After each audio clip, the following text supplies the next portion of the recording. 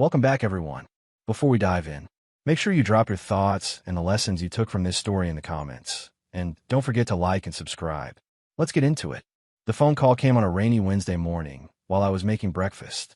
My wife, Jasmine, grabbed her cell phone with that dramatic flair she always had, and I could hear her Aunt Elaine's voice through the speaker from across the kitchen.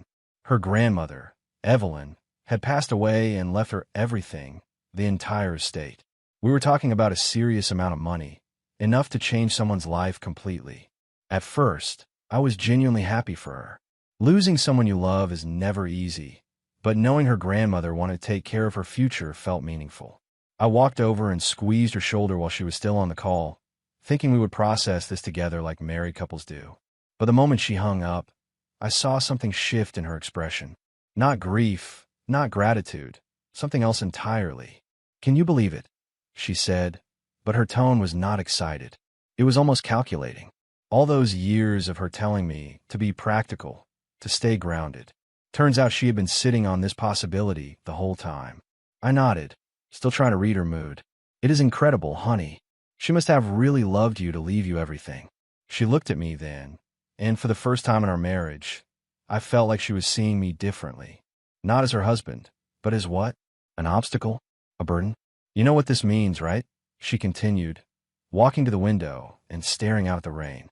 "I do not have to worry about anything anymore. No more budgeting. No more compromising on things I want." The way she said compromising landed wrong. We were not rich, but we were comfortable. I worked decent hours at a job that paid the bills, covered our mortgage, kept food on the table. We took vacations, went out to dinner, lived a normal middle-class life. What compromises was she talking about? Over the next few days, the phone calls with lawyers and financial advisors began. I tried to be supportive, even offered to help her organize the paperwork, but she waved me off. "I can handle this myself," she said. "It is not like it is complicated." Fair enough. It was her inheritance, her family money. I respected that. But then the comments started, small things at first. She would look around our living room and make little observations. "This furniture is so basic." She would flip through our streaming services and sigh. "We could afford so much better now." Now, like our previous life was a prison sentence she had just been released from. The real wake-up call came about 2 weeks later. We were at dinner with another couple, friends we had known for years. The conversation naturally turned to her inheritance. It is hard to keep that kind of news quiet in a small social circle. "It must be such a relief," our friend Rochelle said to both of us. "Financial security is such a gift." Jasmine smiled, but it was not a warm smile.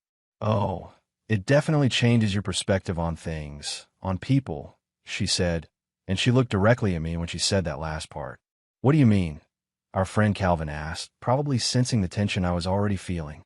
Jasmine set down her wine glass with deliberate precision. "When you do not have to depend on someone else's income anymore, you start to see relationships more clearly. You realize what was necessity and what was actually choice." My stomach dropped. The table went quiet. "Necessity?" I asked, keeping my voice level despite the heat rising in my chest. She shrugged as if she were discussing the weather. "I mean, let us be honest. How many decisions in our marriage were made because we had to consider your salary, where we lived, what we could afford, how we spent our weekends? Now I can actually make choices based on what I want, not what we can manage on your paycheck." Our friends exchanged uncomfortable glances. I excused myself to the restroom, mainly to avoid saying something I would regret in public. When I came back, the conversation had shifted to safer topics, but the damage was done. My wife had essentially announced to our friends that our entire marriage had been some kind of economic arrangement on her part. The drive home was silent. That night, lying in bed, I stared at the ceiling and tried to process what had just happened. This was the same woman who used to thank me for working overtime when she wanted something special. The same person who said she felt secure and loved because I took care of our household. Now, apparently, all of that had been necessity. I thought about the early years of our marriage. How proud she seemed when I got promoted. How she would brag to her friends about my work ethic. How she used to say she felt lucky to have a husband who was responsible and dependable. Necessity. That was what it had all been to her. The inheritance money hit her account 3 weeks later. The very same day, she went shopping. Not grocery shopping, not practical shopping. She came home with bags from stores I had never seen her enter before. Designer clothes with price tags that made my eyes water. "Do not look at me like that," she said, noticing my expression. "I can afford this now." "I'm not looking at you like anything," I replied. "I'm just curious about the sudden shopping spree." She laughed, but it was not her normal laugh. It was sharper, more dismissive. "I have been wanting these things for years. I just could not justify spending your money on them." "Your money. Not our money. Not the family money, my money." That night, she modeled her new outfits like we were teenagers again. But when she looked at me in the mirror, I could see it in her eyes. She was not showing off for me. She was showing off despite me, proving what she could do now that she was free from the constraints of my modest income. "What do you think?" she asked, spinning in a dress that probably cost more than I made in a week. "You look beautiful," I said because she did. "But you always look beautiful." Her smile faded slightly. "That is not what I meant." I knew exactly what she meant. She wanted me to acknowledge her financial independence. She wanted me to recognize that she did not need me anymore. She wanted me to understand that the power dynamic in our marriage had fundamentally changed. And I did understand. I understood perfectly. The question was what I was going to do about it. The transformation happened faster than I thought possible.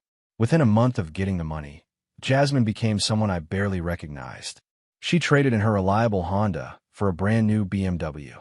Not a practical sedan, but a convertible sports car that cost more than most people's annual salary. When I asked if she had thought about the insurance costs, she just laughed. "Insurance costs?" She repeated like I had asked her about the price of air. That is the kind of thinking I do not have to do anymore. The house got a complete makeover next. Professional interior designers, custom furniture, artwork that came with certificates of authenticity. I would come home from work to find strangers rearranging our entire living space, while Jasmine supervised with a glass of wine in hand.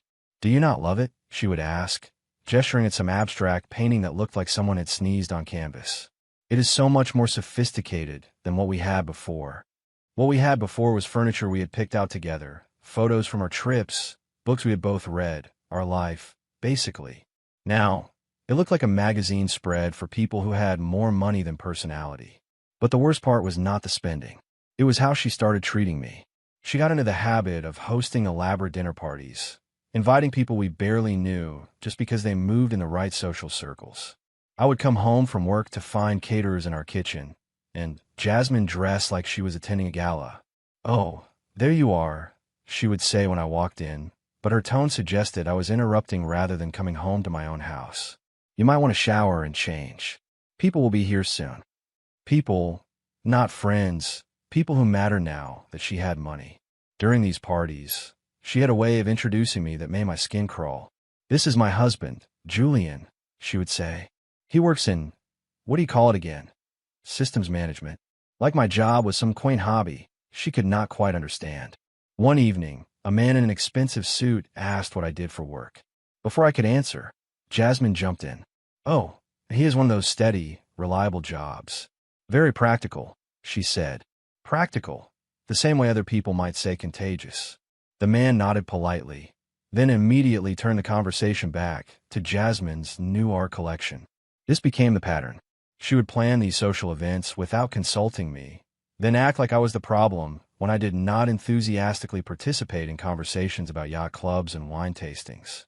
"You are being antisocial," she told me after one particularly awkward evening. "These people could be good connections for us." "Connections for what?" I asked. "I have a job. We have friends. What exactly do we need connections for?" She stared at me like I had just asked why we needed indoor plumbing. "You really do not get it, do you? This is our chance to move up in the world, to be around successful people instead of—" She gestured vaguely in the direction of our old friend's neighborhood. "Instead of what?" I asked. "Instead of settling for mediocre." Mediocre. That was what our life had been to her. The final straw came on a Saturday morning in late November. I was making coffee, looking forward to a quiet weekend, when she walked into the kitchen already dressed like she was going somewhere important. "I am having lunch with some women from the country club," she announced, checking her reflection in her phone screen. "They're discussing charity board positions." "That sounds nice," I said, though I could not help wondering when she had joined a country club. "Yes. Well, they're the kind of people who can open doors. Real doors, not the—" She paused, looking at me making coffee in my weekend clothes. Not the kind of life where Saturday morning coffee at home is the highlight of someone's week. I set down my mug carefully. What is wrong with Saturday morning coffee at home? She sighed, the kind of exaggerated sigh that suggested I was being deliberately obtuse. Nothing's wrong with it. If you're content with small things, if you do not want more out of life. I thought you were happy, I said quietly. I thought I was too, she replied. But that was before I realized what happiness actually looks like. She grabbed her purse, checked her appearance one more time, then paused at the kitchen doorway. You know what I realized yesterday? She said, not really asking. I have spent years making decisions based on what we could afford together, where we could go on vacation, what kind of car we could manage, whether we could afford to go out to dinner on a weeknight. I compromised constantly. We both compromised, I pointed out. She shook her head. No, I compromised. You just lived within your means. There's a difference. After she left, I sat in our kitchen, her kitchen apparently, and tried to understand how we had gotten here. This was the same woman who used to surprise me with homemade dinners just because. The same person who said her favorite moments were quiet Sunday mornings when we did not have anywhere to be. Now, those moments were evidence of small, mediocre life she had outgrown. I had known for weeks where this was heading. I just did not want to admit it. The conversation I had been dreading happened the following Tuesday. She was waiting for me when I got home from work, sitting in the living room with a glass of wine and a manila folder on the coffee table. We need to talk, she said. I knew immediately what was in that folder. I have been thinking a lot about us lately, she continued, her voice steady and businesslike, about what we both want out of life, and I think we want very different things now. I did not sit down. I just stood there waiting for her to say what we both knew was coming. I think we should get a divorce. The words hung in the air between us. I was not surprised exactly, but hearing them out loud still felt like getting punched in the stomach. I see, I said finally. She seemed surprised by my calm response. I think she had expected me to argue, to fight for our marriage, to promise I could change, or give her whatever she thought she needed. I have already spoken to a lawyer, she continued, opening the folder and pulling out official-looking documents. I want this to be fair and clean. No drama. The papers are all there, she said, sliding the folder across the coffee table toward me. My lawyer said you should probably get your own attorney to review everything, but honestly, it is pretty straightforward. I picked up the folder and flipped through the pages. Dissolution of marriage. Division of assets. All very clean and official. I am keeping the house, she said matter-of-factly. Obviously. And my inheritance is separate property, so that is not part of the settlement, but you will get your fair share of everything else. Your fair share. As if she was doing me a favor. Any questions? She asked. I had a million questions. I wanted to ask when exactly I had become dead weight in her life. I wanted to ask if any of our marriage had been real to her, or if it had all just been economic necessity. I wanted to ask if she had ever loved me, or if she had just loved the security I provided. Instead, I picked up the pen she had left on the table. No questions, I said. I signed the papers without reading them thoroughly. I signed them without calling a lawyer. I signed them without negotiating or trying to change her mind. Her eyes widened slightly as I finished signing. I think my calm acceptance threw her off balance. That is it, she asked. That is it, I confirmed, sliding the folder back across the table. I walked to the front door, grabbed my jacket, and headed for my car. Where are you going? She called after me. Out, I said without turning around. As I drove away, I could see her in the rearview mirror, standing in the doorway of our house, watching me leave. She looked confused, like she had expected a different reaction. But what reaction did she want? Tears, begging, promises to become the kind of man her new money required? I was done being someone's necessity, and I was definitely done being someone's disappointment. I did not go back to the house that night, or the next night, or the night after that. I checked into a decent hotel downtown and started making phone calls, not to lawyers or friends or family members who might try to talk me out of what I was planning. I called a company that specializes in corporate relocations. How quickly can you arrange a transfer to a different state? I asked the representative. That depends on the company and the position, she replied. What is your timeline? 2 weeks. She paused. That is ambitious, but not impossible. What field are you in? Within 3 days, I had interviews lined up in Minneapolis, Denver, and Phoenix. Within a week, I had a job offer in Minneapolis that paid 15% more than what I was making. The company needed someone to start immediately, and they were willing to cover relocation expenses. Perfect. I went back to the house exactly once, on a Thursday afternoon when I knew my soon-to-be ex-wife would be at her weekly spa appointment. The place looked different already. More artwork, different furniture arrangements, fresh flowers and expensive vases. She was already erasing our shared life and replacing it with her version of sophistication. I packed methodically, clothes, personal documents, a few books that meant something to me. I left behind anything we had bought together, anything that might remind me of who I used to be when I thought I was building a life with someone who valued me. The wedding photos stayed on the mantle. Our furniture stayed where it was. Even my tools in the garage stayed behind. I wanted nothing from that life except my freedom. I left no note, no forwarding address, no explanation. I did leave my wedding ring on the kitchen counter next to her coffee maker, where she would be sure to find it. The move to Minneapolis happened faster than I thought possible. The relocation company handled everything. Within 2 weeks of signing those divorce papers, I was standing in an empty townhouse 1,500 miles away, watching the moving truck disappear down the street. My new life started immediately. No transition period, no looking back, no second guessing. I threw myself into my new job, learned the names of my coworkers, found a decent gym, discovered which coffee shop made the best breakfast sandwiches. I changed my phone number the day I arrived. New state, new number, new service provider. I closed my old social media accounts and opened new ones under a slightly different name. I was not hiding exactly, but I was not making myself easy to find either. Meanwhile, according to a mutual friend who called my old number and got a disconnect message, Jasmine was planning a celebration. She is throwing a party this weekend, the friend told me when she finally tracked down my work number.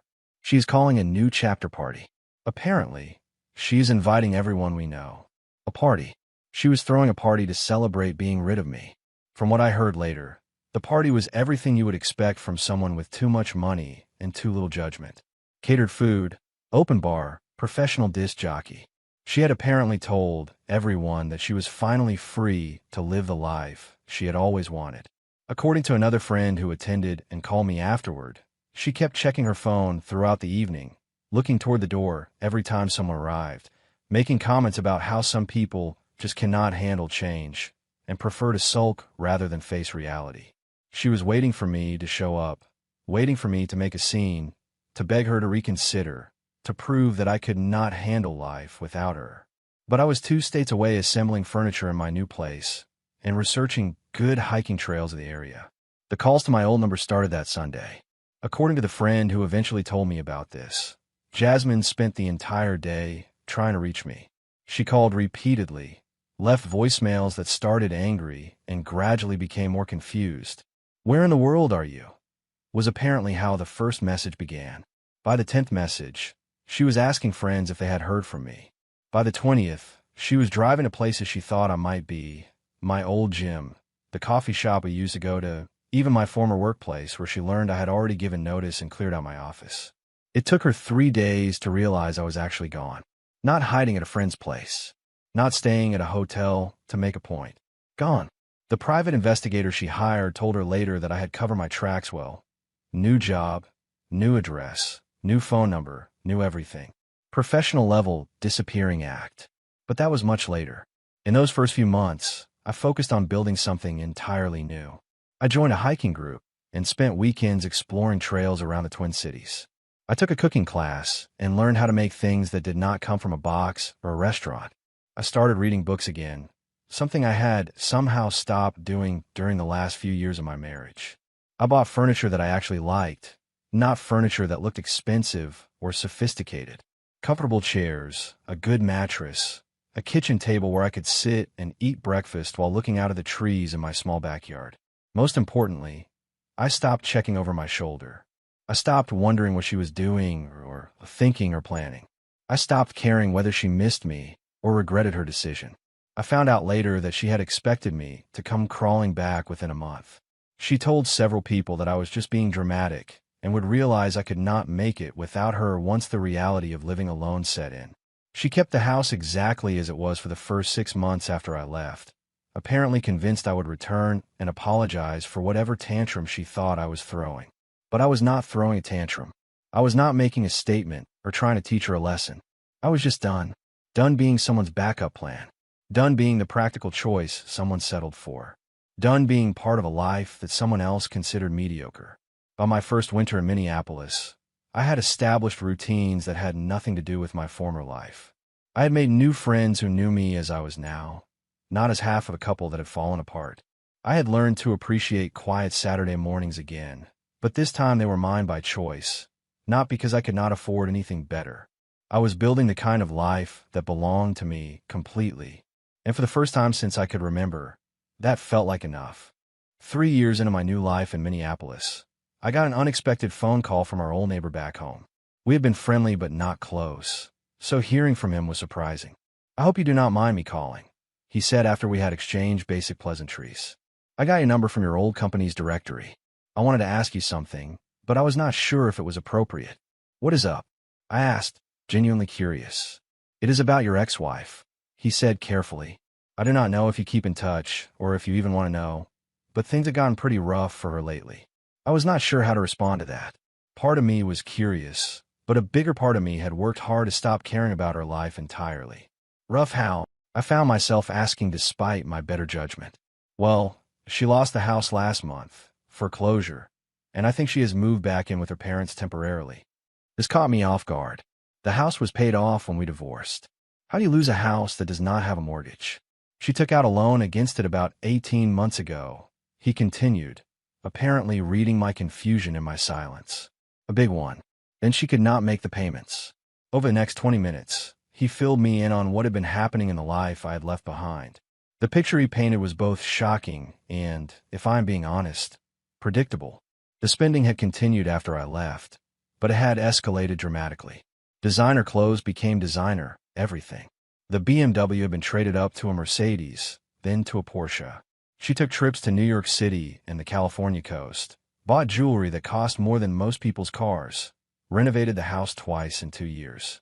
She was throwing parties every few weeks, big, expensive affairs, catered, decorated, the whole thing. I think she was trying to establish herself in some social circle, but it was costing her a fortune. And the loan against the house? That happened when the inheritance money started running low. I think she thought it was just a temporary measure, a way to maintain her lifestyle while she figured out her next move. But the payments were brutal, and she did not have steady income. No steady income. Because why would someone with what felt like unlimited money need to work? "She tried to get a job about 6 months ago," he continued. "But she had been out of the workforce for so long, and her expectations were unrealistic. She wanted executive-level positions without recent experience. When that did not work out, she tried to start some kind of consulting business, but it never got off the ground. The math was brutal but simple. Inheritance money, no matter how substantial, has limits, especially when you are spending like it is unlimited and have no income to replenish it. The house sale did not even cover what she owed on it. The loan plus all the credit cards she had maxed out renovating and redecorating. She walked away with nothing. Nothing. The woman who had called our comfortable middle-class life mediocre was now starting over with less than we had when we got married. "I probably should not be telling you this," the neighbor, Derek Langford, admitted. "But she's been asking people about you, where you went, if anyone has your contact information. I think the reality of her situation is hitting pretty hard." After we hung up, I sat in my kitchen in Minneapolis processing this information. I felt nothing. Not satisfaction, not pity, not vindication, just nothing. I had built a good life here. I had been promoted twice at my new job and was making more money than I had ever imagined. I had even bought a small cabin about an hour north of the city where I spent weekends hiking, reading, and enjoying the kind of quiet that used to be considered mediocre. More importantly, I had started dating again. Nothing serious yet, but I had met a few women who seemed to appreciate the life I had built rather than seeing it as something to improve upon or escape from. Derek's call reminded me of something I had almost forgotten. How much energy I used to spend trying to be enough for someone who fundamentally did not think I was enough. 2 months later, I got another call. This time, it was from a different old friend, someone I had known since college. "This is going to sound wild," Adrian said, but I think Jasmine tried to contact me on Facebook. She sent me a message asking if I knew how to reach you. Said it was important. What did you tell her? I asked. Nothing. I did not respond, he said. But the message was intense. She said she needed to talk to you about something urgent, that she had made some mistakes and wanted to make things right. Very dramatic. She wanted to make things right. She also mentioned that she had been trying to call my old number and it was disconnected. Adrian continued. I think she has been trying to reach you for a while. That night, I found myself thinking about the woman I had married versus the woman who had handed me divorce papers because I was not sophisticated enough for her new lifestyle. I wondered which version was real, or if they both were. But wondering did not change anything. I had made my choice when I signed those papers and disappeared. I had chosen to start over completely rather than fight for someone who had already decided I was not worth fighting for. 6 months later, the calls and messages apparently escalated. Friends started reaching out more frequently, all with variations of the same story. Jasmine was actively searching for me, asking mutual acquaintances for information, even reaching out to people she barely knew if she thought they might have a connection to me. She seems desperate, one friend told me. Not just financially, though I think that is part of it. More like emotionally desperate. Like she is finally realizing what she gave up. What she gave up. Interesting way to phrase it. From what I gathered through these secondhand reports, she had spent the better part of 2 years trying to maintain the lifestyle she thought she deserved, burning through money and relationships at an alarming rate. The country club friends had disappeared when the money ran out. The sophisticated social circle had moved on to someone else with deeper pockets. She was alone, broke, and apparently starting to understand that financial security and human connection are not the same thing. But that was her lesson to learn, not mine to teach. I had already learned mine. Sometimes the most loving thing you can do for yourself is walk away from someone who does not value what you bring to their life. And I had learned it well enough that even hearing about her desperation did not make me want to rescue her from the consequences of her own choices. Some people spend years trying to find themselves.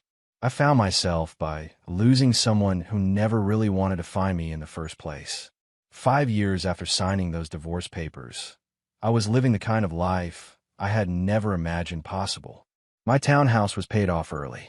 I had been promoted to senior management, and I was in a solid relationship with someone who appreciated quiet Saturday mornings as much as I did. Then my work phone rang on a Tuesday afternoon. "Is this you?" An unfamiliar voice asked.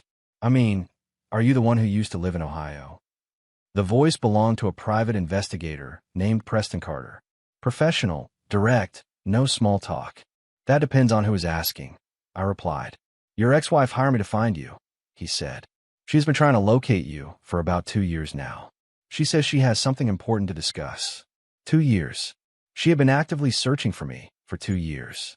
"She asked me to tell you she found 300 missed calls on your old phone number," Carter continued. The phone company kept records even after the line was disconnected, so she has been calling that number regularly for 5 years. 300 calls over 5 years. That was more than 1 call per week to a number that had been dead since the day I left. "She wants to meet," he said. "She says she will travel wherever you are. Money is not an issue for the travel, though from what I can tell, money is definitely an issue for everything else." I asked him what he meant by that. "She is broke," he said bluntly. "Living with her parents, working retail at a department store. The cousin who hired me is paying my fees because she cannot afford them herself. This is someone who went from wealthy to completely tapped out in record time. And now she wants to talk." "Now she wants to talk," I repeated. "Right," he confirmed. She gave me a long speech about mistakes and regrets, and how she has learned what really matters in life. Standard stuff, but she seemed sincere. I told Carter I would think about it and call him back. But I did not need to think about it. I had been done with that chapter of my life for 5 years. Whatever she needed to say, whatever closure she was looking for, it was not my responsibility to provide it. I called him back that evening and told him I was not interested in meeting. "She kind of expected that response," he said. "She asked me to tell you that she understands if you do not want to see her, but she's going to be in Minneapolis this weekend anyway. She says she will wait at that coffee shop on Grand Avenue where you apparently used to go." He seemed to know a lot about my current routines. That was unsettling. "How much does she know about my life here?" I asked. "Enough to be concerning," Carter admitted. "She knows where you work, where you live, what gym you go to. She has been researching you for months before she hired me. I just made it official. My ex-wife had been studying my life from 1,500 miles away. Look, Carter continued, I've been doing this job for 15 years. I can usually tell when someone is genuinely remorseful versus just desperate. This woman is both, but the remorse seems real. She is not asking for money or trying to get back together. She just wants to apologize and explain herself. And if you do not show up, then she goes home and you never hear from her again. That is what she promised. Friday afternoon, I found myself walking past that coffee shop on Grand Avenue. Not because I was planning to meet her, but because I was curious. After 5 years of complete silence, I wanted to see what desperation looked like on someone who used to have everything. She was there, sitting at a corner table, looking nothing like the sophisticated woman who had thrown me away for not being good enough for a new lifestyle. She looked tired, older. Her clothes were clean, but obviously inexpensive. Her hair was pulled back in a simple ponytail instead of the elaborate style she had favored during her wealthy phase. She was checking her phone constantly, looking toward the door every few seconds. I watched her for about 10 minutes from across the street. Part of me felt sorry for her. The larger part remembered how it felt to be called mediocre by someone who had promised to love me forever. I did not go into the coffee shop. Instead, I went home to my girlfriend, Lauren, who was making dinner and wanted to hear about my day. But seeing Jasmine there, waiting desperately for a conversation I had no intention of having, told me everything I needed to know about how the last 5 years had treated her. And it told me even more about how well they had treated me. Saturday morning arrived with an unexpected knock on my front door. I was making coffee, enjoying the peaceful start to my weekend, when the doorbell rang. Through the peephole, I saw her. She looked worse up close than she had from across the street at the coffee shop.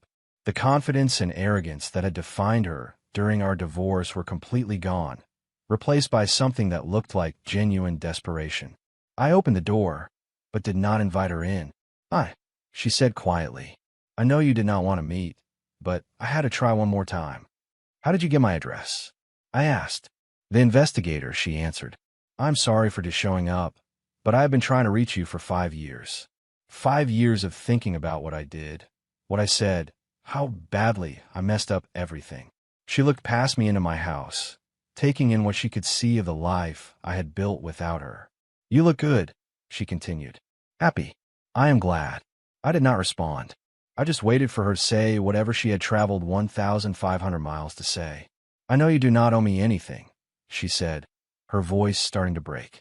"I know I have no right to be here, but I need you to know that I am sorry.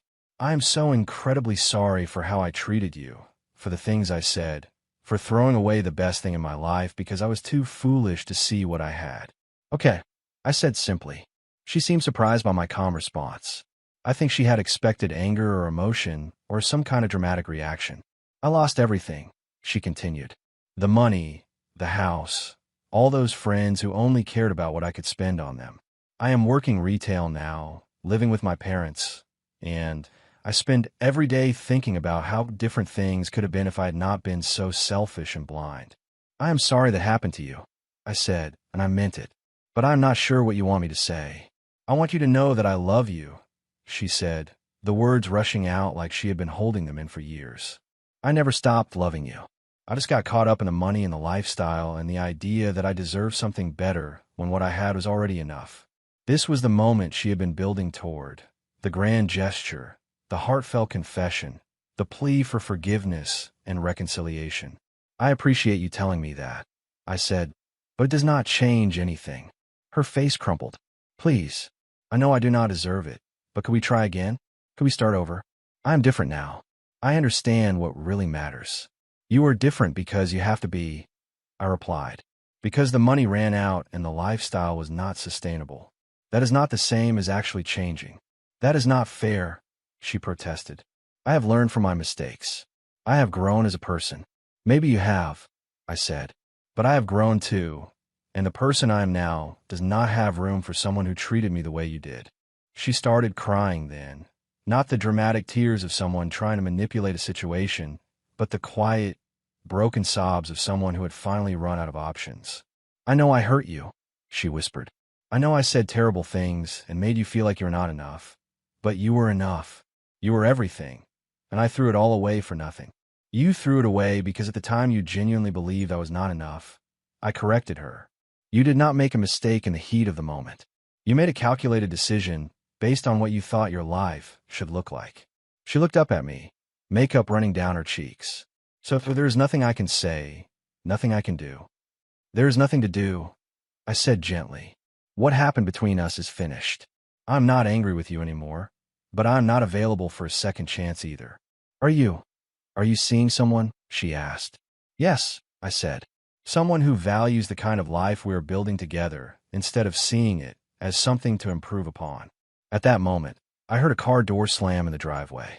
My girlfriend was home from her morning run. I need you to leave now, I said firmly, and I need you to not come back. What we had is over, and it has been over for 5 years. You need to accept that and find a way to move forward with your life.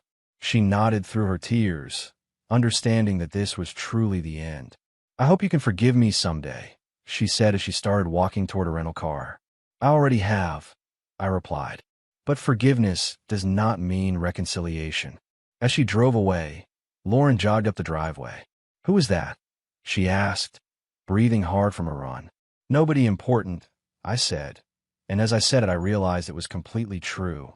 The woman who had once been the center of my world had become exactly what she had long seen me as, irrelevant to the life that really mattered. The difference was that I had built a life that actually mattered, and she was still looking for someone else to build one for her. If you enjoyed this story, please like, comment, and share this video with your friends. Subscribe and turn on the notification bell so you never miss a powerful story drop.